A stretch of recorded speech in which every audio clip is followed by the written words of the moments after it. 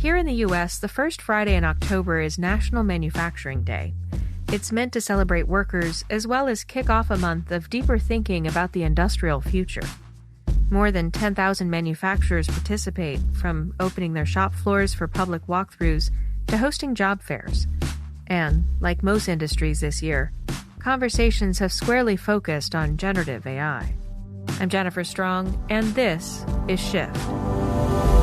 Now here on the steering column is a device called Auto Cruise. You simply set the speed you want. Self-driving robo-taxis are already on the road in US cities. As the disk rotates, a mirror reflects the light in the way that depends on how the signal was recorded. This is the 100 terabyte. I present to you Electro, the Moto Man. Ladies and gentlemen. I would say that one of my greatest skills is my ability to interact with humans. This episode, we take you to the heart of New York City's manufacturing center, the Brooklyn Navy Yard, for a conversation about AI ethics and geopolitics. It's taped in front of a live audience of students and manufacturing experts at a factory owned by Nanotronics, a company that manufactures hardware and software capable of working on a nanometer scale.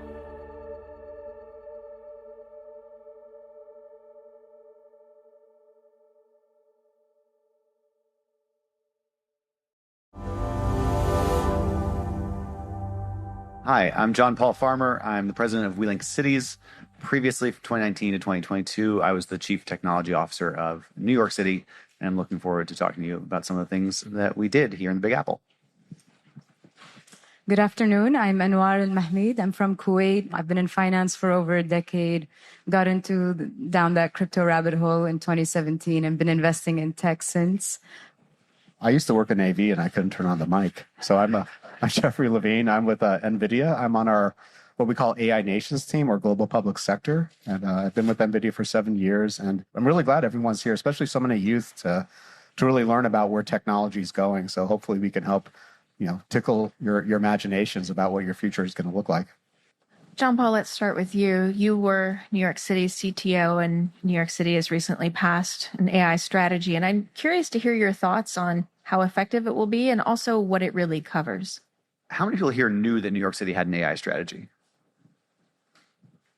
So we got one. Good work.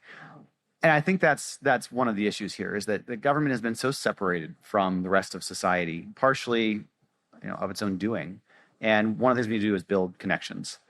Back in 2019, when I took the job under Mayor de Blasio, I said, artificial intelligence is going to affect everyday life in New York City. This isn't something just for some tech companies somewhere. This is something that's going to affect everybody. So we set out to design an AI strategy, to build an AI lab, to hire talent into government, the likes of which governments typically don't have. Folks like machine learning PhDs from Stanford, typically not the folks who are going to public service, to the point of needing to have people who understand the technology itself if you're going to think about how you regulate it. We looked around and saw that no other cities had done this yet, but countries had. A lot of countries had. I think 30 countries had AI strategies at the time. Well, New York City, look, it's been a little while since I've bragged about New York as part of my job, but I think it's the 11th largest economy in the world. So you think about how much goes on here, the tens of millions of people that are affected, the 20 plus million residents, but also the millions and millions of visitors every year to New York City. It affects a lot of people's lives, what we do here in New York City, and making sure that we get it right when it comes to how we do or don't apply any new technology. And some other cities were looking at bans because they were afraid of misuse of a technology. We took a different approach, which is outlined here in this AI strategy. You can go online, just go look up New York City AI strategy and you'll find it. We said, well, the first thing we need to do is actually educate people, because while we can hire some PhDs from Stanford, the vast majority of government officials will not be PhDs from Stanford in machine learning who are deep in this tech. So there we need to give them an AI primer, something that's less than asking them to read a 300-page book, which they probably won't do, but more than an article in the paper. If you want to look up NYC AI primer, this is useful to anybody. Now, this was published a couple of years ago before the generative AI boom. And the reason that we're having these conversations, why every conference is having a conversation on AI right now, is because of ChatGPT and the awareness of how everyday people can touch and use AI technology.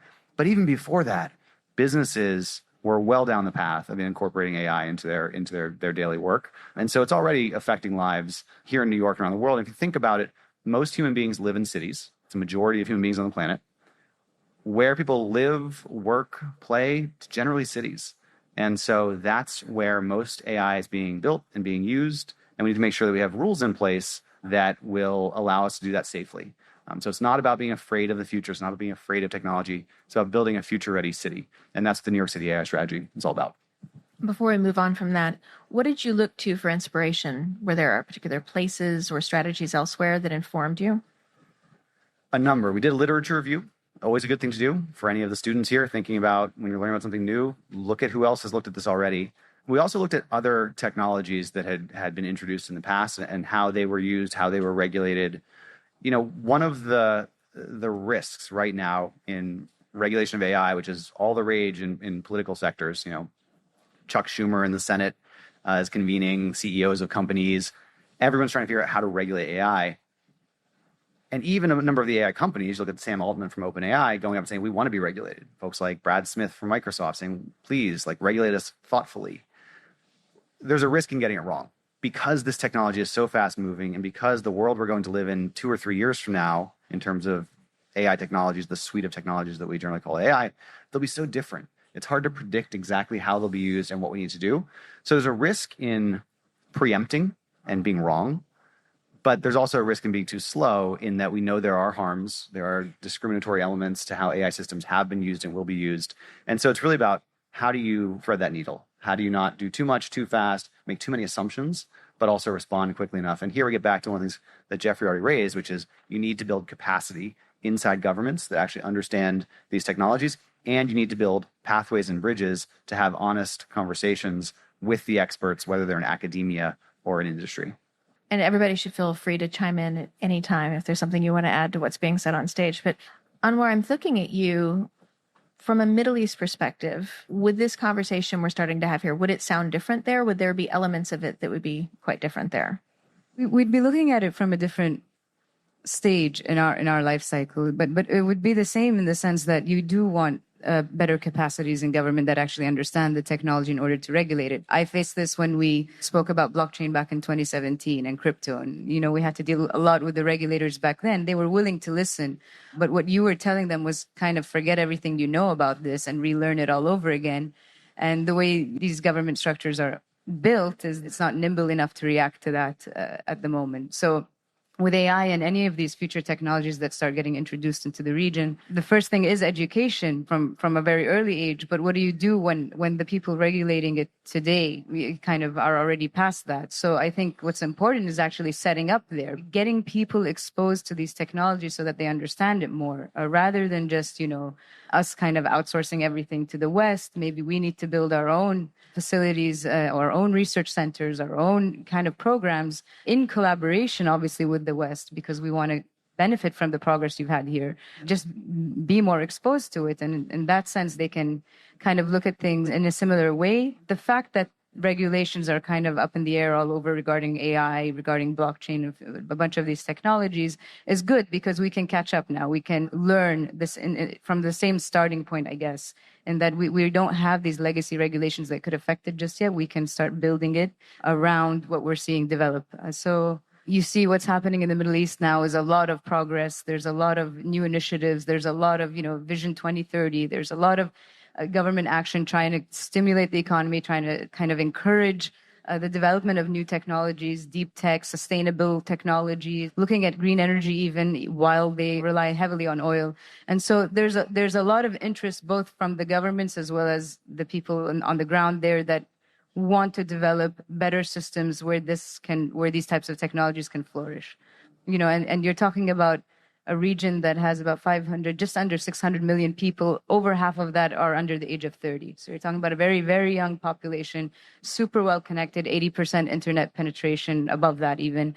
And so they're exposed to this. They're learning. They want to contribute to the global kind of story. And so that's kind of how we're looking at it from back home. Well, picking up on something you said there made me think. A few weeks ago, I was in Africa and I spoke to the president of Rwanda about their recent AI legislation and ethics and other frameworks that they're putting together there around data sunsetting and data privacy. And, a question was, why now? Why is this the priority in this moment? And he said, well, if we don't do it, the West will do it for us, to us, or something to that effect. And so I often say we needed to drive before we realized cars needed seatbelts, but how also awesome to have the opportunity to learn and build as you go, perhaps instead of waiting. Yeah, and especially with technologies like AI, this is going to have a global impact naturally, right? There's no local AI. It's immediately global, and so you want that perspective. You want everyone to contribute to regulation, to policy, to the way we want to manage it. So yeah, it's exciting. Geoffrey, picking up on something you said, what does it mean to democratize AI? And honestly, do you believe it's possible to make this evenly distributed going forward? How do we do that from the data to the technologies themselves? How do you what type of democracy are we even really considering, right? There's different ways, or it's like, are we thinking like liberal democratization, where I'm more for, where it's, empowering the individual. But, we have a presidential democratization. You can have like a parliamentary, it's like, how are you governing this resource that's important to everybody? Personally, my main concern around policy is that we have people that understand the technology that are making policy decisions. It's often in governments, you'll have somebody, I think we were talking earlier, that you might have someone, they've never snaked a drain, they've never installed a toilet. However, they have a job where they're in charge of all of the plumbing. How many computer scientists are there in the US? Maybe there's 2 million. So maybe 0.5% of the population. So by that, maybe there's developers, maybe another 2 million. So maybe 1% of the population really understands compute. It's a very small distribution ratio, right? That has all this power. And that's in America, right? So we're the leaders. And my main concern when it comes to policies more on a global scale, what I'm seeing is the world's becoming smaller with technology. If you came here and it was 2005 and I wanted to get from Manhattan to this location, we all would have been lost. But today, you just follow a blue line and it tells you how to get there, right? You're completely guided. You really don't have to think about it. And the trajectory we're going on, we're going to be having better guidance. But that's for a select few in the world. And unfortunately, there's billions of people that are being left behind. And so my concern around policy is, how do we become more inclusive? How does compute and AI become more of utility to people from all continents of the world? Not just something that's being used here in the West, but how do we really have more inclusive policy? How do we distribute AI capabilities and really help the rest of the world emerge with us? Because the gap's widening. And without the right policy, the gap will get wider and wider. Our team, we go out, we talk to national leaders, and there's a few questions that no one can answer. Is, what's your compute capacity of your nation for AI? No nation really knows that. What's your main objectives for AI? That's really hard to define. No nation's really defined that out well. And then, more importantly, if you do have it defined, what compute capacity do you need to support those workloads? How do you do that? You can't necessarily do it linear. As you start training more models and bringing more models to inference, you just can't, keep bringing more data centers, because how are you going to power all of them? So it's a real problem. So, how do you manage those data workflows? And then more importantly, I think, Jennifer, what something you mentioned is like, well, there's some countries that has an easy answer, is that we have zero. We don't have any real compute capabilities in our nations. And while you were in Rwanda, I was actually in Kenya, and this is more of a volunteer program. And ideally, we'd like to see AI become more like a utility to any nation you're in. If you are drawn to be a developer, you have access to it. And what was interesting, I was at the Africa Climate Summit. Just like here, there's a lot of youth, and they wanted to know, well, what's my future? And we could talk about a lot of really interesting things around generative AI, working in digital twins with robotics, and which is all great. But if you don't have the compute infrastructure, you really can't do anything, right? You need the right tools. So, we're working on a program to bring compute. Actually, HP's helped us. We actually delivered a cluster of their computers. And a problem for many nations is, how do you really catch up? Even if we could start building these $100 million, $50 million data centers in different nations, well, can they power it? Right? That's a problem we're facing here. That's a problem every country's facing, is how do you power the compute needs? How do you have more elegant compute? Because we just can't have infinite amount of power. But in other nations, if you start putting in a lot of AI resources, if you're in a nation where you have brownouts and blackouts, that becomes a problem, right? So as you're building up this infrastructure, you could really hit the grid. So something that we're looking at is, how do we decentralize that, more distributed compute, right? The idea of, can we bring in, instead of building up a giant data center to start with, Can we build small levels of compute, incremental compute, and tie those together? So maybe, across thousands of individual computers located in many different locations, can we cluster them together? Can we allow people to train a large language model across those? Maybe they train slower, but maybe it doesn't hit the grid as much. And back to the policy, I think now is the time to start enabling people to solve those problems, because not only are they going to solve these problems for themselves, they're hopefully going to solve these problems for us. This is just a few of my thoughts. 2 years ago, we had a couple of hurricanes. Everyone was here then, and sadly, 13 people lost their lives in basement apartments in New York City from flooding. And we had a pilot that was going on at the time that we were doing in collaboration with NYU and some other groups to use sensors to detect water levels and to figure out where the water levels were rising the fastest, bring that information to emergency responders, and see if that actually made a difference.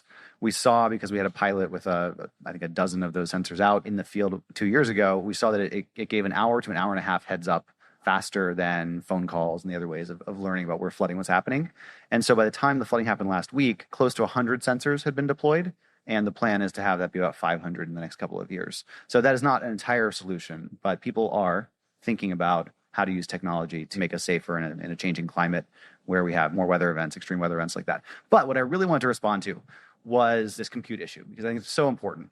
And last week, folks are familiar with AI Now. AI Now is a think tank, an institute that's really, as a independent third party, looking at artificial intelligence and the social impacts of it. They're affiliated with NYU. They put out a report on compute, and they really pointed out what maybe I'd characterize as the risks of centralized compute in the hands of only a few, and the fact that is a barrier to democratization of these technologies. When you come to this question of openness and democratization, it really comes back to how you look at AI. There are some people who look at AI as software 2.0. So in classical software programming, you have two inputs and one output. The two inputs are data and rules, and then you get an answer. With machine learning, you're flipping that. So now you're putting in data and answers, and you're creating rules. And those rules can then be reapplied rapidly to many, many other data sets. And if you're thinking about NYC Cyber Command, these are the folks who do cybersecurity for New York City government, the data that it has, both sensitive and not, they have about 11 billion events per day that they have to monitor. You cannot do that with human beings. And if the folks who are attacking have machine learning, then the defenders need machine learning as well. So that's an example of what I would say is a software 2.0 approach. Now, there are other folks who see AI as nuclear weapons. And if you view it that way, well, then it's a very different conversation. And the idea of openness and everybody getting access to every foundational model, then it's just a very different conversation. And so I think a lot of it comes back to which kinds of applications are you looking at, and how do you personally view AI? We'll be back right after this.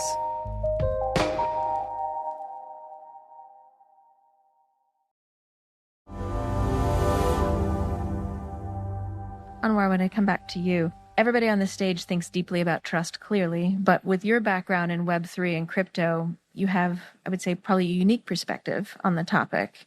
Yeah, I mean, so this is also what's great about distributed networks in general, right? How do you build trust? So blockchain obviously focuses on that in terms of open source everything, let everyone audit everything they see, they know how the system operates, and so it's a kind of check and balance against each other. I don't have to trust you. So you just took trust out of the formula, right? I don't need to trust you, but I know I can trust the system and I can interact with you. Now, if we're talking about something not digital, let's talk about the physical, like manufacturing, right? So if we want to, how do we kind of distribute manufacturing in a way? How can that allow us to build trust between each other, between nations? So a kind of bottom-up diplomacy, right? So if Nanotronics goes and sets something up in the Middle East and kind of just hires their own employees and sets their own processes and kind of is siloed in their own little world in the middle of a very different culture and doesn't interact with that, that's fine, but what are you going to get out of it, really? It's just to increase capacity, maybe because you're building elsewhere. But what you do is if you actually teach people in the Middle East how to build things, how to make things, teach them how you came up with that process so that they can adapt that process. They can develop it based on what they know. Again, it's perspective. We go back to everything is perspective. So how am I going to build trust in a relationship that is totally dependent? I'm going to build trust in a relationship that's more symbiotic. So I'm going to have to go there and interact with the people, interact with the culture, understand their stage of development, where they are, how they can kind of leapfrog, not necessarily imitate a developed nation's, growth, but create their own unique path using these tools that we can provide them, AI being a very important one, to empower people there to basically love science, love the process, love building things again, love, being involved in what you're consuming, right? So to me, these distributed networks, what they create is, you hear this a lot. Talent is distributed, opportunity isn't. Why do we keep saying that? Why aren't we fixing it? Like, why aren't we changing that? And we can now. We are capable of doing it, even if AI is controlled by a few. It's the application of it, right? Who has access to it? Who can use it and utilize it? We saw what ChatGPT did for writing code, right? For programmers. It means I can kind of build programs now, and I have no idea how to do it without something like that, right? So it's just empowering people to enter these new worlds that they otherwise would have been intimidated by, or would never have approached or thought they could approach, and opening that up for them to see what they can contribute to the global kind of progress of this. So distributed networks, we see it in blockchain. He's talking about it in terms of energy. I think it can also happen with manufacturing, and the net effects are incredible. Very large array, and how that works, right, is again a distributed network of radio telescopes that put together are like the most powerful optical telescopes in terms of resolution. Same thing, if we distribute capabilities as well as tools for those to match those capabilities, then we can see a synergy in the total product, or the net product of what we're building together. We're all in the same world together, and as we mentioned earlier, the world keeps getting smaller and smaller.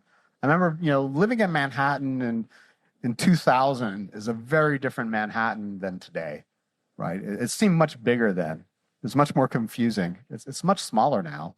And frankly, anywhere I go in the world, it's very small. It's very simple to get around. And that's because we're sharing resources. You just have one of these phones, right? It's almost like our digital interface. We all lived without it, but we don't know what it was like. It's just hard for your mind to really grasp what was life like before this little modern miracle.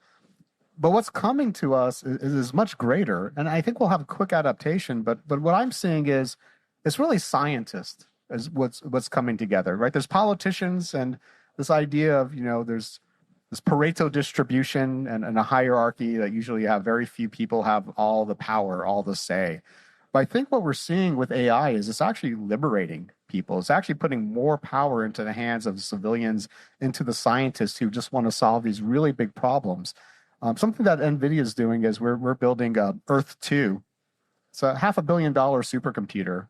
And we're actually writing a completely new framework, a completely new way of doing physics for full Earth system models.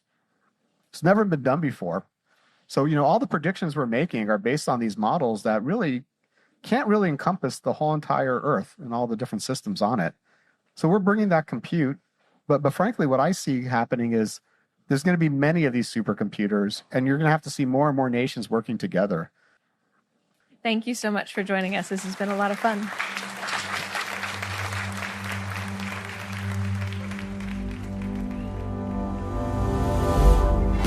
The show is produced by me and Anthony Green with help from Emma Cillekens. It's mixed by Garret Lang with original music from Jacob Gorski. Thanks for listening. I'm Jennifer Strong.